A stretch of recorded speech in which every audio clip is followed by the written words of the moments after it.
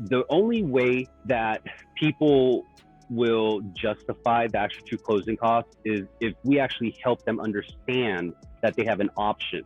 So for example, you got a borrower who has let's call it $6,000 in closing costs, right? Title, escrow, and that's typically Florida. You got Arizona, you only got like $3,000. Let's say it was $6,000 and he's got a $200,000 loan amount.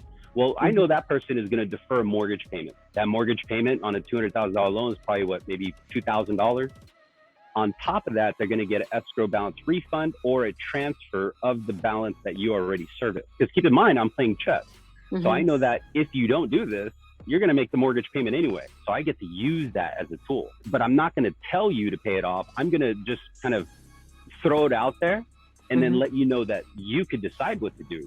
And this is how it sounds. When the refinance is done, your first payment is actually not until this month, meaning that you get to defer a payment. And what that means is you're going to get about $2,000, mortgage payment that just stays in your account. So if you didn't want to necessarily finance the closing costs, you could bring that in at close if you chose to. You don't need to decide that right now. We could discuss that later on. But at the end of the day, you have a choice. So keep that in mind. You could apply your prepaid, transfer it, or take the escrow balance refund.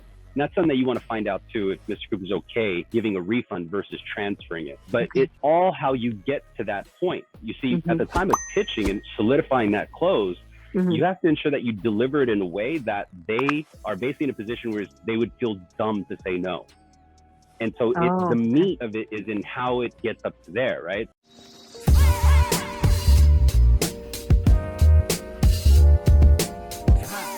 Connected to Sales Remastered.